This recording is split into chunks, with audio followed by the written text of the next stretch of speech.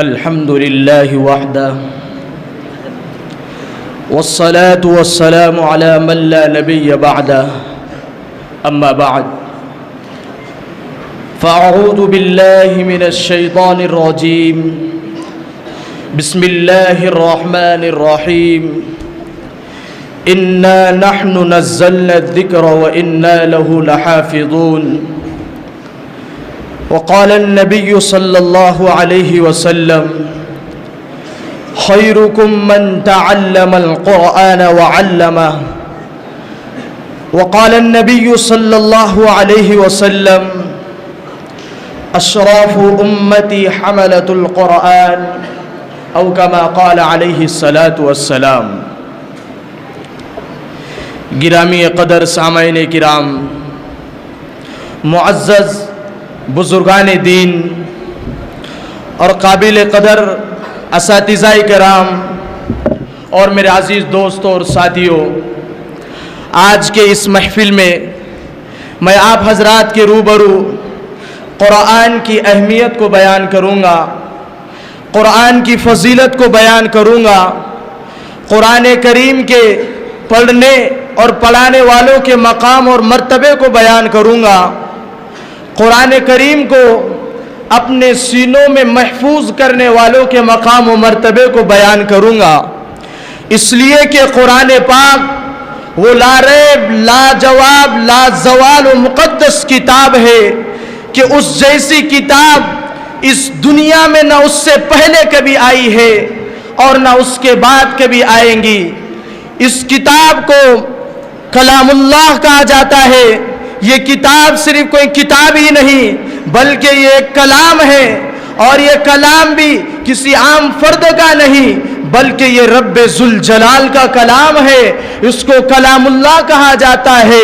اس کو کتاب اللہ کہا جاتا ہے، اس کو قرآن مجید کہا جاتا ہے، اس کو قرآن عظیم کہا جاتا ہے، اس کو قرآن حکیم کہا جاتا ہے، اس کو حق و صداقت کی کتاب کہا جاتا ہے۔ یہ وہ کتاب ہے جس کو رب کائنات نے تمام کتابوں کے بعد، انبیاء پر اترنے والی تمام کتابوں کے بعد، اللہ نے اس کتاب کو سب سے آخر میں آخری پیغمبر پر نازل کیا، جس کا تصور کچھ ایسا ہے، جس کی مثال ایسی ہے کہ جس طرح حضور کے بعد کوئی نبی نہیں آ سکتا، اسی طرح قرآن کے بعد بھی کوئی کتاب نہیں آ سکتی۔ جس طرح حضور کے بعد جبرائیل نہیں آئے، اسی طرح قرآن کے بعد بھی جبرائیل نہیں آئے۔ جس طرح حضور کے بعد وحی نہیں آئی، اسی طرح قرآن کے بعد بھی وحی نہیں آئی۔ جس طرح حضور تمام نبیوں میں سب سے اعلیٰ و بالا ہے، اسی طرح قرآن پاک تمام کتابوں میں سب سے اعلیٰ و بالا ہے۔ جس طرح حضور کو اللہ نے بھیجا ہے، اسی طرح قرآن پاک کو اللہ نے نازل کیا ہے۔ جس طرح ہم حضور کو رسول اللہ کہتے ہیں، اسی طرح قرآن پاک کو کلام اللہ کہتے ہیں۔ جس طرح حضور کا نام جنت میں روشن ہوگا، اسی طرح قرآن کا نام بھی جنت میں روشن ہوگا۔ جس طرح حضور کے چرچے، حضور کے تذکرے جنت میں ہوں گے، اسی طرح قرآن کے تذکرے بھی جنت میں ہوں گے۔ اور یہ قرآن پڑھا جائے گا، سنا جائے گا، سنایا جائے گا،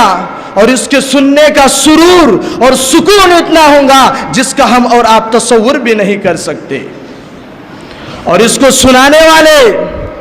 اس کی تلاوت کرنے والے، اس کو پڑھنے والے کوئی اور نہیں بلکہ یہی حفاظ کرام ہوں گے، یہی حفاظ کرام ہوں گے۔ اگر آپ حفاظ کرام کی عظمت و مقام و مرتبے کو جانتے ہو تو سنو نبی کا فرمان، اقرأ ورتقِ ورتل كما كنت ترتل في الدنيا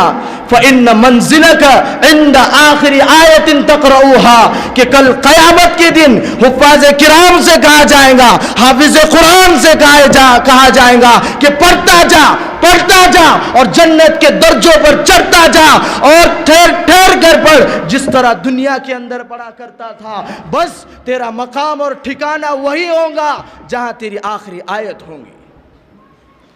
عزیزان ملت، قرآن پاک وہ کتاب ہے کہ اس سے پہلے جتنی بھی کتابیں آئی وہ بھی اس کا مقابلہ نہیں کر سکی، اور اس کے بعد بھی جتنے کتابیں آئیں گی وہ بھی اس کا مقابلہ نہیں کر سکیں گی۔ قرآن پاک کو جس نے نازل کیا اسے اللہ کہتے ہیں، جس شہر میں جس جگہ پر یہ نازل ہوا اسے بیت اللہ کہتے ہیں، جس نبی پر یہ نازل ہوا اسے رسول اللہ کہتے ہیں، یہ جو نصاب بن کر آیا اسے کتاب اللہ کہتے ہیں، جن لوگوں نے اسے پڑھا، اس پر عمل کیا، اس کو اپنے سینوں میں محفوظ رکھا، انہیں حافظ قرآن کہتے ہیں۔ بزرگان دین، قرآن پاک اللہ کا یہ مقدس کلام تمام کلاموں سے افضل ہے، تمام کلاموں سے بالاتر ہے۔ حدیث پاک میں ہے فضل کلام اللہ علی سائر الکلام کفضل اللہ علی خلقہ، رب کائنات کا یہ کلام کو، رب کائنات کے اس کلام کو تمام کلاموں پر ایسی ہی فضیلت حاصل ہے جس طرح خود خالق کائنات کو اپنے مخلوق پر۔ نبی کا فرمان ہے جن لوگوں نے اس قرآن کو پڑھا اور اس پر عمل کیا اور اس کو اپنے سینوں میں محفوظ رکھا، کل قیامت کے دن ان کے والدین کو ایک ایسا چمکتا ہوا تاج پہنایا جائے گا جس کی روشنی چاند اور سورج سے زیادہ ہوں گی۔ ساری کائنات کے لوگ دیکھیں گے یہ کون لوگ ہیں جن کے سروں پر اتنا چمکتا ہوا تاج ہے کہ جس کی روشنی، جس کی چمک کے سامنے چاند اور سورج کی روشنی بھی ماند پڑ گئی ہے، جس کی چمک کے سامنے چاند اور سورج کی روشنی بھی ماند پڑ گئی ہے، تو کہا جائے گا یہ وہ لوگ ہیں جن کی اولاد حافظ قرآن ہے، یہ وہ لوگ ہیں جن کے لگتے جگر نور نظر کو جنہوں نے اپنے گھر سے دور رکھا،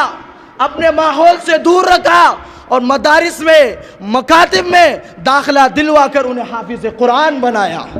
یہ حفاظ کرام کے والدین ہیں۔ عزیزان گرامی، قرآن کریم وہ عظیم برکت اور سعادت ہے جو روح خداوندی ہے، معدن حیات اور سرچشمہ زندگی ہے۔ وہ عرب قوم جو پشت سے مردہ چلی آ رہی تھی، جنہیں ذلیل و حقیر سمجھا جاتا تھا، جنہیں جہلائے عرب کا خطاب ملا تھا، جنہیں جاہلین مکہ کہا جاتا تھا، لیکن جب قرآن آیا تو جن کا نام جہلائے عرب تھا صحابہ کرام ہو گیا، جن کا نام جہلائے عرب تھا صحابہ کرام ہو گیا۔ وہ قوم جو کروٹ نہیں لے سکتی تھی، جب قرآن آیا تو انہیں ایسی قوت و طاقت ملی کہ انہوں نے قیصر و کسریٰ کے غرور کو خاک میں ملا دیا،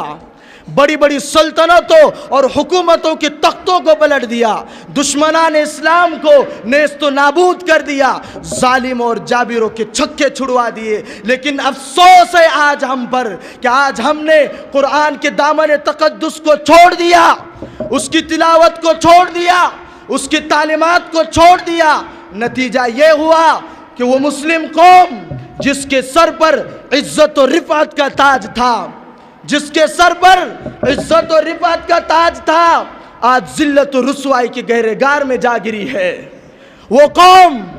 کامیابی جس کا آگے بڑھ کر استقبال کرتی تھی، ناکامیابی اس کا مقدر بن چکی ہے۔ وہ مسلم قوم جس کے ایک آواز پر افریقہ کے جنگل کے خونخوار درندوں نے جنگل خالی کر دیا تھا، آج ایک چیونٹی بھی ان کا حکم ماننے سے انکار کرتی ہے۔ وہ قوم تاریخ جس پر ناز کرتی تھی، آج تاریخ ان پر ماتم کر رہی ہے۔ اے مسلمانوں، آج ہم کروڑوں کی تعداد میں ہیں، آج ہم کروڑوں کی تعداد میں ہیں، لیکن غیر قوم ہم پر سوار ہے۔ آج نہ ہماری جان محفوظ ہے، نہ ہمارا مال محفوظ ہے، نہ ہمارے مساجد و مکاتب محفوظ ہے۔ آج ہماری عزت و آبرو سے کھلواڑ کیا جا رہا ہے۔ وہ مدارس جس کے اندر ہم اور آپ پڑھ کر حافظ قرآن بنتے ہیں، عالم دین بنتے ہیں، جن مدارس کے اندر قرآن و حدیث کی تعلیم دی جاتی ہے، اچھے اخلاق کی تعلیم دی جاتی ہے۔ آج یہ فرقہ پرست تنظیمیں ان مدارس کو دہشت گردی کا اڈہ قرار دے کر انہیں بند کروانا چاہتی ہے، ان کے خلاف کالے قانون نافذ کروا کر انہیں منہدم کرنا چاہتی ہے، حالانکہ ساری دنیا جانتی ہے کہ ان مدارس کے اندر قرآن و حدیث کی تعلیم دی جاتی ہے، امن و شانتی کی تعلیم دی جاتی ہے، اتحاد و اتفاق کی تعلیم دی جاتی ہے، ملک سے محبت کی تعلیم دی جاتی ہے۔ ان مدارس میں پڑھنے والے بچے شیخ الہند بن کر نکلتے ہیں، ان مدارس میں پڑھنے والے بچے مجاہد اسلام بن کر نکلتے ہیں، شیخ الاسلام بن کر نکلتے ہیں، مفکر اسلام بن کر نکلتے ہیں، خادم القرآن والمساجد بن کر نکلتے ہیں۔ ان مدارس میں پڑھنے والے بچے عالم دین بن کر نکلتے ہیں، ان مدارس میں پڑھنے والے بچے حافظ قرآن بن کر نکلتے ہیں۔ لیکن ان فرقہ پرست طاقتوں کی آنکھیں آندھی ہو چکی ہے، ان کے کان بہرے ہو چکے ہیں، انہیں مدارس میں دہشت گردی دکھائی دیتی ہے۔ یہ سب اس لیے ہو رہا ہے کہ آج مسلمانوں نے مدارس سے رخ پھیر لیا ہے، مدارس سے منہ موڑ لیا ہے، مساجد سے رخ پھیر لیا ہے، قرآن کی پاکیزہ تعلیمات کو چھوڑ دیا ہے اور قرآن کو محراب کی زینت بنا کر رکھا ہوا ہے۔ اے مسلمانوں، اگر حالات سدھارنا چاہتے ہو، اگر حالات کو قابو میں لانا چاہتے ہو تو آئیے آج ایک عزم کرتے ہیں، ایک ارادہ کرتے ہیں، جس قرآن کو محراب کی زینت بنا کر رکھا تھا اسے داستان حیات بنانا ہوگا، جس قرآن کو مردوں پر پڑھنے کے لیے رکھا تھا اس کی اب ہمیں تلاوت کرنی ہوگی، جس قرآن کے پاکیزہ تعلیمات کو چھوڑ دیا تھا اسے مینار نور بنانا ہوگا۔ مسلمانوں اٹھو، قرآن کی دعوت کو پھیلاؤ، مسلمانوں اٹھو، قرآن کی دعوت کو پھیلاؤ، جہاں میں بے اما کو عافیت کے راز سمجھاؤ۔ زمانہ آج بھی قرآن ہی سے فیض پائے گا، زمانہ آج بھی قرآن ہی سے فیض پائیں گا، مٹیں گی ظلمت شب اور سورج جگمگائیں گا۔ وآخر دعوانا الحمدللہ رب العالمین۔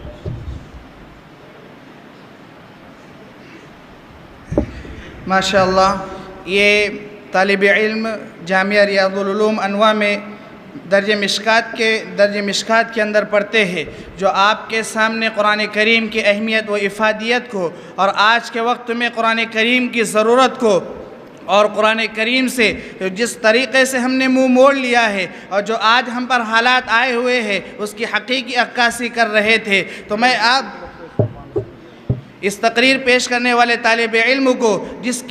کے صدقے میں، جس کی بدولت ہم یہاں پر آج جمع ہوئے ہیں، ایک تو وہ حافظ قرآن ہے اور دوسرے وہ خود حضرت رئیس جامعہ کی ذات مبارکہ ہے۔ حضرت رئیس جامعہ کی جانب سے اس تقریر پیش کرنے والے طالب علم کو 500 روپے کا ہدیہ موصول ہوا ہے۔ فجزاکم اللہ خیرا واحسن الجزاء فی الدارین۔ میں ان سے درخواست کرتا ہوں کہ وہ آئے اور اپنا انعام لے کر جائے۔ جزاک اللہ۔